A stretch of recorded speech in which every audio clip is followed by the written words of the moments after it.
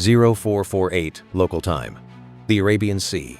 The surface is glassy and black, the kind of stillness that makes sound travel further and shadows last longer. A United States Navy carrier strike group pushes through the darkness at a steady 18 knots. At the center of the formation, the USS Gerald R. Forward stretches over 1,000 feet of steel from bow to stern, her flight deck empty for the overnight cycle, her island structure dark except for the red glow of navigation lights. Around her, 2 Arleigh Burke-class destroyers hold their screening positions off each beam. A guided missile cruiser trails astern. And somewhere above the cloud layer, an E-2D Hawkeye radar aircraft carves slow circles through the night sky, its rotating antenna sweeping hundreds of miles of ocean in every direction. Everything about the picture looks exactly as it should. Then, a sonar technician aboard the destroyer, on the port screen, removes his headset and puts it back on. He runs a frequency filter. He narrows the band. He listens again. Something in the water does not belong. It is faint, almost buried in the ambient noise of the ocean, the distant shipping lanes, the thermal currents shifting between water layers, the low mechanical rhythm of the strike group's own propulsion. But underneath all of it, there is something else. A pattern. Slow, deliberate. The unmistakable acoustic signature of a propeller turning at very low RPM inside a pressure hull. One submarine. The technician flags the contact and pulls a second acoustic channel. The signal is cleaner there. He runs it against the classification library. Then he stops. Because there is a second signal. Different blade spacing. Different tonal frequency. Different hull resonance. Coming from a different bearing entirely. He runs. A third channel sweep. And there it is. A third contact. 3 separate propeller signatures. 3 separate acoustic profiles. All of them already inside the outer defensive ring of the strike group. He keys his handset. His voice is completely flat. Con. Sonar. 3 submerged contacts. Multiple bearings. Classification in progress. Stand by. The room around him goes quiet, in a way that rooms only go quiet when something has gone very wrong. Because Iranian diesel-electric submarines don't wander into carrier strike group formations by accident. They train for years to do exactly this. They practice the slow approach, the careful positioning under the thermal layer, where passive sonar loses resolution, the patient waiting. What has just appeared on the sonar display is not a navigation error. It is the opening move of a carefully rehearsed attack plan that the IRGC submarine force has been drilling since before most of the crew on that destroyer graduated high school. And the 3 submarines executing it right now are already exactly where they want to be. Inside the lead Iranian submarine, the control room is running on red lighting to preserve night vision. The captain stands at the attack console, watching the targeting solution refine itself in real time on the display screen. Above him, 400 feet of ocean separates him from the carrier's hull. The Ford is not a difficult target to track acoustically. A vessel that displaces 100,000 tons and runs 4 propeller shafts at 18 knots is the loudest thing in this part of the Arabian Sea. Even at minimum speed, the submarine's sonar suite has been painting a clear picture of the carrier's position, course, and speed for the past 2 hours. The approach took 6 days. The final positioning took 11 hours of crawling through the water at 3 knots to stay below the noise floor of every passive sensor in the formation. But the Iranian captain is not thinking about the approach right now. He is thinking about geometry. His submarine is on the carrier's port bow. The second submarine has positioned itself off the starboard quarter. The third is trailing directly behind the formation, covering the carrier's stern. A triangle. 3 firing solutions from 3 different vectors simultaneously. Even a carrier with every defensive system fully operational cannot react fast enough to intercept weapons coming from 3 independent bearings at the same moment. This is the doctrine the IRGC submarine force spent 15 years and $2 billion developing. Every torpedo, every approach, every positioning maneuver has been calculated against the assumption that no single defensive system can close 3 simultaneous kill chains. They are about to find out that the assumption was built on a version of the US Navy that no longer exists. Back aboard the destroyer, the sonar supervisor has already passed the contact report up the chain.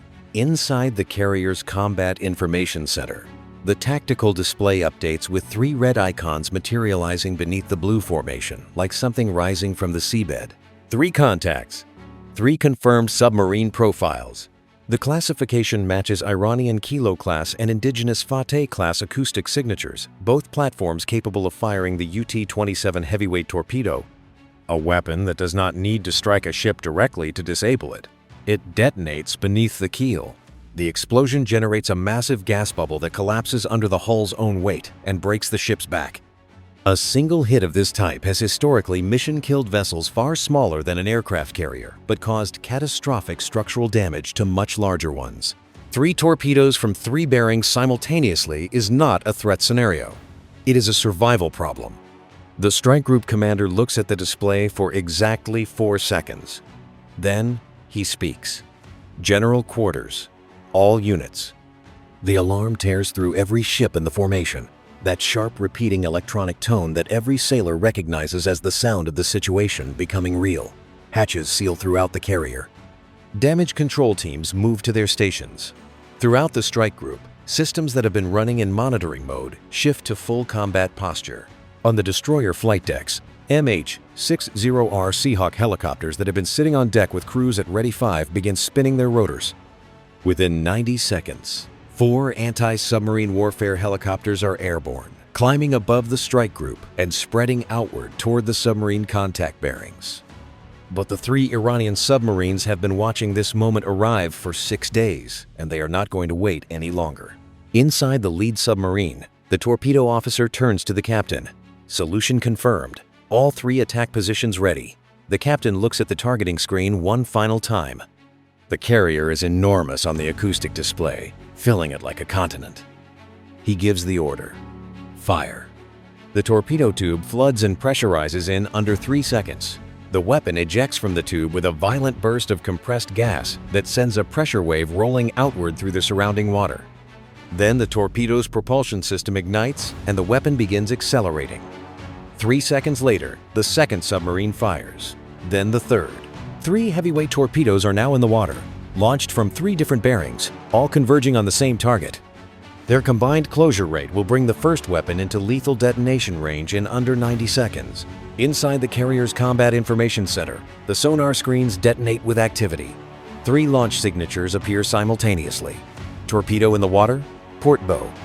Torpedo in the water, starboard quarter. Torpedo in the water, direct astern. 3 threat lines streak across the tactical display toward the center of the formation, toward the forward. Every defensive system in the strike group activates simultaneously. The officer of the deck on the forward does not hesitate. Hard right rudder. All ahead flank. The carrier's propulsion shafts surge to maximum output, and $47 billion of warship begins the agonizingly slow process of changing direction. A ship this massive does not turn. It pivots.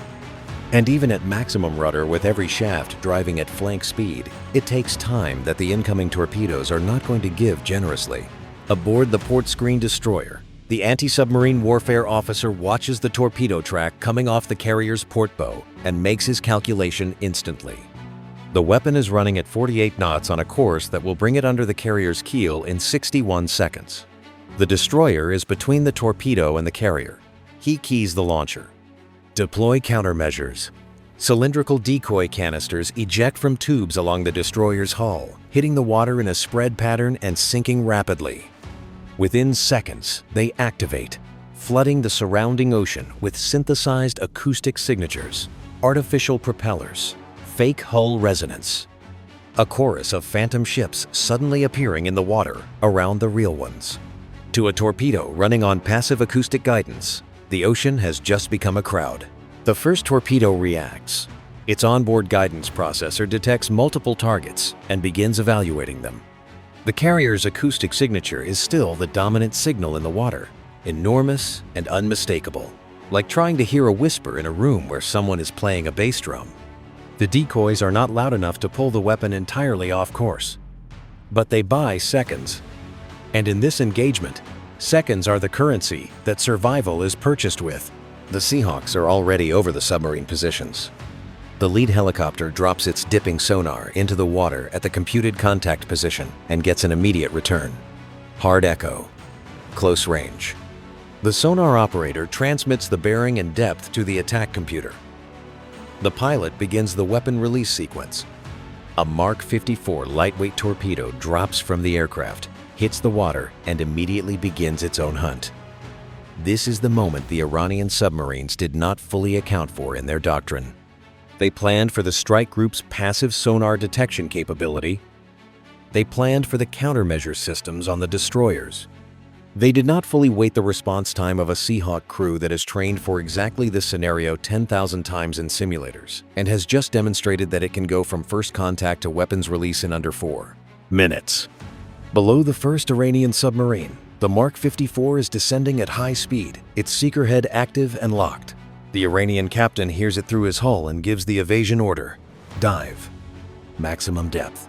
The submarine pitches downward, its ballast tanks flooding rapidly, driving it toward the seabed. Diesel-electric submarines are extraordinarily quiet, but they are not fast. The Mark 54 is faster. The weapon adjusts its intercept geometry continuously as the submarine tries to escape.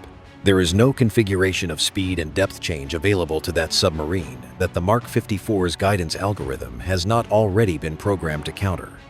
The detonation is violent and total. The pressure wave from the explosion rolls outward through the water and is detected simultaneously by every sonar operator in the strike group. On the tactical display, the first submarine icon disappears. Now there are 2 Iranian submarines and 2 inbound torpedoes, and the clock on the carrier is still running. The weapon coming from the starboard quarter is the more dangerous of the 2 remaining threats. It is running a wake-homing profile, which means it is not tracking the carrier acoustically. It is following the physical turbulence that a hull moving through water leaves behind, the churned and disturbed water that trails a large ship like a signature written in the ocean. Acoustic decoys cannot fool a wake-homer, because wake-homers do not listen. They feel. The carrier's course change is actually helping here because a turning ship breaks its own wake pattern, creating discontinuities in the turbulence trail that confuse the weapon's sensors. But the torpedo is already inside 300 meters, and the course change began too late to fully break the wake signature. The cruiser trailing astern executes the one move available to it. It accelerates directly into the path of the inbound weapon, crossing behind the carrier's stern and dragging its own larger, louder, more turbulent wake directly across the torpedo's course. The weapon detects the cruiser's wake, stronger and more immediate than the carrier's disrupted trail, and its guidance logic shifts. The torpedo turns. It follows the cruiser's wake for 11 seconds before the cruiser fires its own anti-torpedo interceptor directly into the weapon's path. The underwater detonation when the 2 collide sends a shockwave through the formation that rattles loose fittings on every ship within a mile. 2 torpedoes gone. 1 remains. The weapon fired from directly astern. This torpedo has been running the longest, and it has had time to acquire, lose, and reacquire the carrier's acoustic signature through the noise of the battle. Its guidance system is more advanced than the other 2, capable of filtering interference and reacquiring targets after decoy contamination. The countermeasure decoys deployed astern of the formation have partially disrupted its course twice, but it has corrected both times. It is now 220 meters from the carrier's stern, and it is not deviating. The second Seahawk is already repositioned. Its sonar operator has the 3rd Iranian submarine fixed on the display, stationary and deep, having fired, and now attempting to hold position and go quiet. The helicopter drops its final Mark 54, but the carrier cannot wait for that weapon to complete its run. The anti-torpedo interceptor aboard the trailing destroyer is the last active defense available for the incoming weapon. The launcher fires. The interceptor enters the water and sprints toward the inbound torpedo at maximum speed. Both weapons are now closing on each other at a combined velocity of over 80 knots. At those speeds, the engagement envelope from launch to detonation is measured in heartbeats. The explosion is close enough to the carrier that the forward sonar room records it as a direct hull shock event. The blast knocks a petty officer off his chair. Emergency lighting triggers in 3 compartments as the concussion rolls through the ship's structure. Damage control teams are on the circuit within seconds, reporting compartment by compartment. The carrier has not been struck. But the detonation of an anti-torpedo interceptor at close range against a heavyweight torpedo at 140 meters is not a clean outcome. It is a violent one that arrives close enough to remind everyone aboard exactly what they were just defending against. Then, the Mark 54 finds the third submarine. The detonation is deep and distant on the sonar displays, but the acoustic signature that follows is unmistakable to anyone who has spent time in an ASW sonar room. Not just an explosion, but the sounds that follow an explosion inside a pressure hull at depth. Structural collapse, compartments failing, air venting under pressure, and then the long descending sound of a submarine hull sinking through the water column toward the seabed. 3 contacts, 3 weapons fired, 3 submarines destroyed. The carrier strike group has taken no structural damage. The Ford has not slowed. In the minutes after the final detonation, the formation runs its verification sweep. Helicopters expand their sonar buoy patterns outward from the engagement zone. Destroyers extend their towed arrays and hold passive listening posture. The sonar supervisor aboard the carrier runs a full acoustic spectrum analysis of the surrounding ocean. What he is listening for is a 4th contact.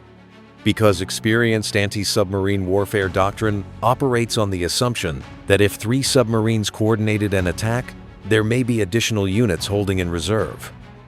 He listens for 14 minutes. Nothing. The ocean gives back nothing but the sound of the formation's own engines and the slowly dissipating acoustic echoes of the engagement. The strike group commander receives the final status report. No hostile contacts. No damage to formation. Strike group continuing on assigned course. The Ford's flight deck crew begins pre-dawn launch preparations. The first aircraft will be airborne before sunrise as scheduled. Now step back from the engagement itself and look at what it actually demonstrated, because the tactical picture understates the strategic reality by a significant margin. The Iranian submarine force spent years developing the coordinated multi-boat ambush doctrine specifically because it represents the most credible asymmetric threat available to a navy with limited surface capability. 3 submarines attacking simultaneously from different bearings was not a desperate improvisation. It was the best available plan, executed with real discipline and genuine tactical competence. The approach took 6 days of skilled maneuvering. The positioning was precise. The coordinated fire was simultaneous. By every metric of submarine warfare doctrine, the attack was well executed. It was defeated in under 4 minutes by a system architecture that was not designed to handle any single one of these threats. It was designed to handle all of them at the same time, simultaneously, without any individual platform being overwhelmed, because no individual platform was carrying the fight alone. The Seahawk helicopters provided the offensive ASW capability. The destroyers provided the countermeasure coverage. The cruiser provided the wake disruption. The interceptors on the trailing destroyer provided the terminal defense. Every node in the system executed its specific role without duplication and without gap. That is not luck. That is decades of integration work, doctrine development, and training that has been running continuously since before the Iranian submarine doctrine that just failed was even written. The 3 Iranian submarines that now rest on the floor of the Arabian Sea cost their navy approximately $800 million to operate and maintain. The torpedoes they fired cost roughly $2 million apiece. The total investment in this attack was in the neighborhood of $806 million. The cost of the Mark 54 torpedoes and anti-torpedo interceptors expended to defeat it was under $4 million. The carrier they were attempting to disable costs $13 billion to build and carries $6 billion in aircraft. The 5,000 sailors aboard her are not a line item. That arithmetic is the strategic lesson that every adversary of the United States Navy needs to sit with. Asymmetric warfare is built on the premise that a cheaper offensive capability can overcome a more expensive defense. In the undersea domain, that premise has a ceiling, and that ceiling is the integrated anti-submarine warfare architecture of a U.S. Navy carrier strike group, fully alert and operating with every system connected. Below that ceiling, the offset does not work. The expensive defense wins. And it wins not by being larger or louder, but by being faster and more integrated than any attack that can be coordinated against it. The Ford's catapults fired their first aircraft of the day 47 minutes after the last detonation. By sunrise, the strike group was operating at full tempo. exactly as if the previous night had been unremarkable, because from a strategic standpoint, it was. Attacks like this are what carrier strike groups were built to survive. The only extraordinary thing about this engagement is that it ended the same way every engagement involving this level of integrated defensive capability ends. The carrier kept moving, and the ocean closed over everything else. If you want to understand the doctrine and the technology behind what you just heard, subscribe. We break down how these systems actually work, not the version that fits in a headline. And drop your answer in the comments. If Iran had deployed 5 submarines instead of 3, does the defensive architecture still hold? Think about it carefully before you answer. The answer is more complicated than most people expect. The scenario described in this video is a technical and tactical analysis based on real military assets, published defense specifications, and regional tensions. The specific engagement sequence is a hypothetical dramatization created to illustrate U.S. Navy anti-submarine warfare doctrine and integrated strike group defensive capabilities.